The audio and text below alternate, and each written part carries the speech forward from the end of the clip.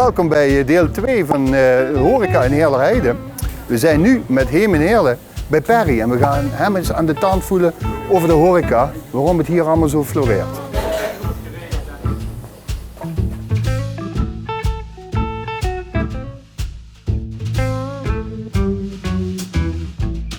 Perry, mogen we je even lastigvallen? We midden tussen de middag, tussen de smeren van de broodjes, we zijn op zoek naar het geheim van de horeca in de Heerlen-Heide en we denken dat jij er misschien wel wat van af weet. En welk geheim wil je horen, Rolf? Ja, hoe het komt dat die broodjes hier zo lekker zijn? Nee, gewoon flauwekul. Dat hier zoveel horecazaken zijn op Heerlen-Heide die allemaal floreren. Wat ligt er dan? Ja, gewoon je best doen en zorg dat je goede kwaliteit maakt eigenlijk voor de mensen. En voor een betaalbare prijs, dat vind ik ook wel belangrijk. Is het zo simpel? Nou, ik weet niet of het zo simpel is. Je moet wel je eigen product natuurlijk maken, dat je wel een bepaalde kwaliteit waarborgt, wat de mensen lekker vinden. Ja. En als je je eigen product hebt, dan komen ze ook terug natuurlijk. Ja. Perry, een lekkere verrassing. Daar gaan we dadelijk van smullen. Ik denk het ook wel, hè? Ja. We kunnen het toch hebben, of niet? Ja, we moeten op gewicht blijven. Dat is waar. Zeg, de horeca op Heerlen-Heide. Ik weet nog van jaren geleden had je daar het Corneliushuis, een Kronenmeg, noem maar op. Hier de Vietnamees met de lumpia's, de frituur. Jij met de broodjes. Hoe lang zit je hier al met de broodjes zo? Ik denk bijna 20 jaar. 20 jaar? Ja. En hoe ben je op deze locatie gekomen? Want je had volgens mij eerst groente en fruit, ja, hè? we hadden die groentezaak, dat werd natuurlijk allemaal een stukje minder. En op een paar momenten ga je kijken, wat ga je doen? Ja. Ja goed, ik heb altijd wel graag eten gemaakt en zo. Toen zijn we met die broodjeszaak begonnen. Ja. Een heel eigen product natuurlijk. Dat gaat goed. We hebben de dingen die we maken, die maken we ook zelf. En dat is het punt waardoor de mensen natuurlijk terugkomen als je je eigen product hebt. En dan, het gaat prima, ja. Ik ben tevreden. We gaan inmiddels gaan we hiernaast, we krijgen iets grotere ruimte erbij. Oh, oké. Ja, mooie ruimte. Jawel, dat is zeker, absoluut. Omdat hier op die hoek is toch altijd veel wind en het is wat kouder en ik vind dat wel fijn dat we dat gaan doen. Heerlijke wink. Heerlijke wink, op Heerlen-Heide. Ja. Oh, leuk. Dat moet kunnen. Dus jij bent ook flink aan de gang en je blijft flink aan de gang in Heerlen-Heide. Ja, we proberen het gewoon om er wat goeds van te maken. Ja. Ik bedoel, op zich mogen we niet klagen. De meeste zaken hier om het plein in zijn we vol. Alleen de grotere zaken zijn er wat leeg. Dat is wel jammer eigenlijk. Vind ik dan eigenlijk. Ja, zeker. Ja, het is toch in deze tijd toch moeilijk om de panden ook vol te krijgen. Dat is overal een uitdaging. Dat zie je overal wel eigenlijk, ja. Maar we zijn nu een rondje aan het maken over Heerlen-Heide. En we horen eigenlijk van de ondernemers hier op Heerlen-Heide dat het ook echte mensen van Heerlen-Heide zijn. En jij bent ook volgens mij echt iemand van Heerlen-Heide. Ik ben wel van Heerlen-Heide, ja. Dat klopt, ja. Maar goed, ga je zo de voorstad van Heerlen of niet? Zeg ik dat goed of niet? Ja, de ene zegt het mooiste dorp, de andere zegt de voorstad van Heerlen. Maar enige trots is de mensen van Heerlen-Heide niet vreemd, geloof ik. Nee, waarom hoeft het toen niet? Dat zit er echt wel in. Het is altijd een goed plein geweest. Ik moet zeggen, toen het autovrij is geworden, natuurlijk is het wel wat moeilijker geworden. Ja. De mensen moesten ondergrond parkeren, dat heeft toch wel mensen weggehouden. En het rijden en het doen hier is wel heel lastig eigenlijk. Ja. We mochten wel iets meer parkeergelegenheid hebben, dat zou eigenlijk wel fijn zijn natuurlijk. Maar ja, goed, het plein leent zich ervoor eigenlijk, hè? Het leent zich wel voor te parkeren, maar ja goed, het schijnt er niet goed voor te zijn. Want we hebben niks, we hebben maar een paar plaatsen eigenlijk en dat is wel lastig. Dan krijg je ook weer rare verkeerssituaties soms hier. En ook met de straten. De mensen, vroeger stonden hier zo'n paal, nu met zo'n klein bord, ze zien het niet, ze rijden de straat in. Ja, en als je één keer erin rijdt, het kassa, dan ben je 185 euro lichter. Daar had je een hoop broodjes voor kunnen eten. Had je een hoop broodjes voor. En dat was voor mij natuurlijk wel beter geweest. Dat was het geld hier in Heerlen-Heide blijven. Ja, tuurlijk. Dus een stille hint vanuit Heerlen-Heide. Doen we dan het parkeren, dat maakt het voor iedereen makkelijker. Ja, zeker weten. Ja, en ook het veiliger hier. Veilig is het wel, maar laat de mensen het beter weten, want het is wel heel lastig. Want die mensen die er geen eigen hebben, je rijdt er zo in. En dat is wel heel erg zonde geld. Dat is zonde geld, nee, dat klopt. Maar het geheim van Heerlen-Heide is eigenlijk mensen die aanpakken, doorpakken en blijven gaan. Dat is het idee wat ik erbij krijg. Ik hoop het dat dat is, ja. Dat doen we dus. Ja, dat lukt behoorlijk, want jij bent weer aan het uitbreiden. Ja, een beetje. Maar daar komen we misschien in de toekomst nog een keer op terug, want het lijkt me wel interessant. Dankjewel, Ja. leuk. Nou, we komen net van Pedero Catering. Een klein stukje verderop, weer een hele hoop horeca, komen we bij het volgende café van Heerlen-Heide. Café, zaal, Robok, bureauen. Eens kijken of Rowan op zijn vrije dag hier is. Volgens mij ben jij de jongste of één van de jongste horecaondernemers van onze stad. Sowieso van Heerlen-Heide, denk ik dan. Van Heerlen-Heide sowieso, denk ik. Maar van de stad, ik heb het nog niet opgezocht. Maar de kans is heel erg groot, ja, dat klopt. Ja, we treffen jou vandaag op je vrije dag. Daar heb je even tijd voor een interview met Heem in Heerlen. We doen een rondje door Heerlen-Heide om te kijken wat het geheim van Heerlen-Heide is, omdat er zoveel horeca hier is. En als we dan ook nog zo'n jonge horeca-ondernemer aantreffen, dan is het natuurlijk eens interessant om na te gaan van, goh, Hoe komt het zo dat jij in de horeca terecht bent gekomen? En zeker hier in Café de Bok, Bierouwen. Ja, lang verhaal kort denk ik. Vanuit je eerste bijbaantje blijven hangen in de horeca. En dan een beetje van, wat wil ik met mijn leven, met mijn toekomst als 16... Want je bent pas 22 jaar. Ja, dat klopt. En nog niet zo lang geloof ik zelfs, hè? Nee, ja, sinds 29 augustus ben ik 22, Ah, oké, dus ik word dus al toch- 23, dus het gaat nog. Oké. Nee, het is eigenlijk, je bent jong, je zoekt een bijbaantje, je weet niet wat voor een bijbaantje je wil hebben. Mijn ouders kwamen hier geregeld, ik kon John en Meer, mijn voorgangers. Ja. En op een gegeven moment is het zo, wil je eens een keer komen werken? Dus ik zeg, ja, is goed. En eigenlijk nooit meer weggegaan, een aantal jaren gewerkt. En op een gegeven moment kwam natuurlijk de grote vraag van, Rowan... Ja, want zij zijn met pensioen inmiddels. Ja, we zijn ermee gestopt. Ja. Zijn lekker aan het rentenieren. Genieten daarvan. Aan het genieten is heel belangrijk. Ja. Dus hun hebben na 13 jaar denk ik mij gevraagd van Rowan, we willen ermee uitscheiden.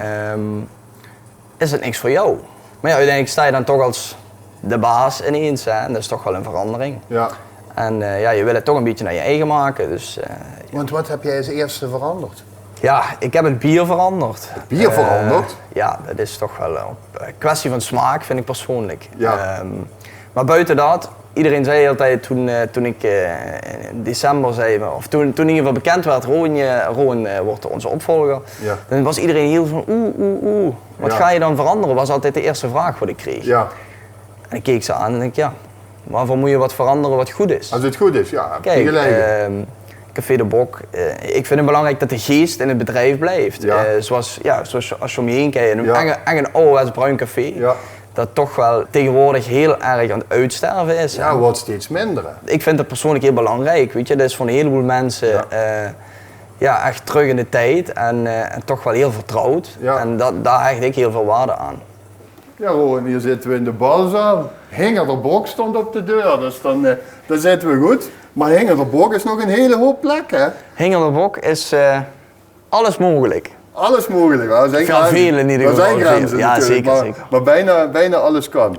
Ja, het contrast is heel groot daarin. Kijk, we hebben bijvoorbeeld van linksom heel veel uitvaarten bijvoorbeeld. Hè. Ja. Echt met alles erop en eraan. Koffietafels. Ja, maar ook echt uitvaarten. Echte begrafenissen, Echte begrafenissen in de zaal gaat. Maar ja, het leuke is dan, daarin wat ik zeg, het contrast is heel groot. Je kan op vrijdag een uitvaart hebben van iemand en op zaterdag wordt iemand 18 en dan staan ze hier te hossen op dezelfde plek. Ja. Dus dat is wel heel bijzonder inderdaad. Het hele leven trekt aan je voorbij. Ja, zeker. En zoals je ook al aan hebt gegeven, het verenigingsleven is op heel Heide toch nog heel erg groot.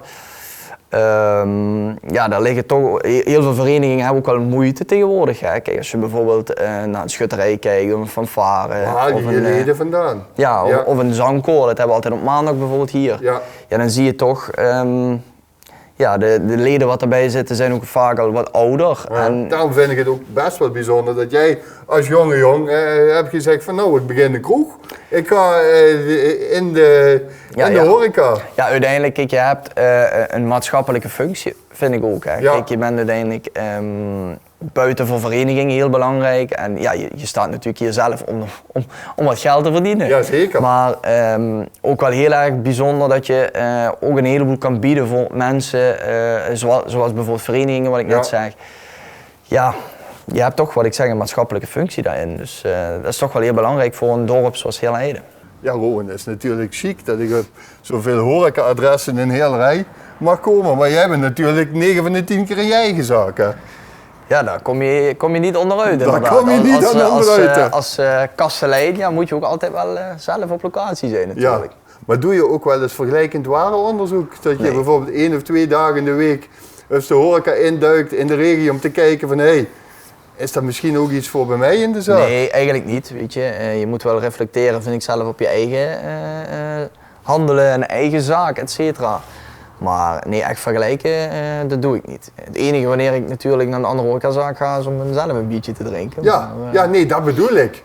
En dan kijk je dan nou met andere ogen naar de horeca nu je zelf je eigen zaak hebt? Of had je dat al sinds je hier je bijbaan had? Ja, weet je, kijk, dat denk ik dat iedere horeca-medewerker wel heeft. dat als je natuurlijk bij een andere zaak komt, dat je wel op dingen gaat letten natuurlijk. Dus, Wat denk je dat het belangrijkste is in de horeca? hygiëne, Ja? gastvrijheid. En hoe omschrijf je gastvrijheid? Als ik hier kom, hoe merk ik, hey, die Rowan, die heeft oog voor zijn klant? Misschien een moeilijke vraag, maar... Nee, vind ik niet. Kijk, ik vind het gewoon heel belangrijk dat het ook sociaal is. Hè? Dus als jij hier komt zitten, dat ik naar je toe ga, hey Roel, Ja. Of in ieder geval, ja, dan ken ik je nou toevallig. Ja. Maar wel in ieder geval, goedemiddag, alles in orde, ja, wat wil je hebben? Ja. Of in ieder geval, wat kan ik je mee van dienst zijn? Wat wil je drinken? Ja. En niet zo van, ja, zeg maar. Ja, de volgende. Laat Ja. maar. Het moet geen hoor- lopende bandwerk worden. Het is zeker hier op het terras, als je zo om je heen kijkt, moet wel gewoon gezellig en ongedwongen blijven. Ja, dat merk je eigenlijk wel op Heerlerij. Dat dorpse karakter. Hè, ik dacht, hè, het dorp Heerlerij, dat is gewoon deel van Heerlen. Maar dat ligt toch helemaal anders. Want ik hoor over het dorp Heerlerij, jij hebt het over het dorp Heerlerij. En een beetje de gezelligheid van het dorp met de voordelen van een stad. Ja, weet je, kijk, Heerlerij is natuurlijk, ja, zoals je zelf ook zegt, zo zien denk ik ook alle hitchers, hè, zoals Ja, we het noemen, ja. die zien dat ook, van Heerlerij is een dorp op zich. En Heerlerij, ja, je bent toch altijd, ook als je bijvoorbeeld in Heerlen het centrum bent, of je gaat ergens anders naar een feestje toe, hitchers trekken toch naar elkaar toe uiteindelijk. En, Ja. Ja, dat valt me ook wel op, dat ja, klopt. Dat merk je toch heel erg. zijn nooit alleen. Nee, hitchers zijn nooit alleen. Nee, dat is waar. nee. En ja, het blijft ook bijzonder. Ja, dan denk ik dat we wel zo'n beetje in een notendop een inkijkje hebben kunnen geven in de horeca van Heerlerij. Of zeg jij, hey Roel, dit en dat heb je nog niet benoemd. Dat is toch wel even nog belangrijk om te zeggen. Nee, Heb je dan nu de kans ja, voor? ja, zeker nee. Ja. Ik denk het niet. Ik denk dat het heel belangrijk is, waar ik zelf ook mee kwam, dat het verenigingsleven veel aan bod komt. Wat bij een heleboel verenigingen heel groot is, bijvoorbeeld met de carnaval. Carnavalsverenigingen, ja, die groeien volgens mij alleen nog maar. En carnaval wordt bijvoorbeeld heel groot Ja. tegenwoordig. En ja, je hebt ook andere verenigingen waar het wat minder goed mee gaat. Ja. Dus die uitlichten, dat vind ik persoonlijk wel heel belangrijk. En als ik dan de conclusie trek dat iedereen die de delen 1 en 2 heeft gezien van de horeca en Heerlerij, dat het beste in praktijk kan brengen met een kroegentocht om overal eens een keer zelf te gaan kijken, ja, dan krijg je toch wel een middag en een avondje Ik denk het om. wel. Ik denk dat ja, de conclusie uit 2 afleveringen kan zijn, is dat op Heerlerij toch best goed voor toe is. En hoe kunnen we anders afsluiten met deze rondgang door Heerlerij dan met een lekker pilsje? Proost op de toekomst van de horeca en op de volgende aflevering. Santé!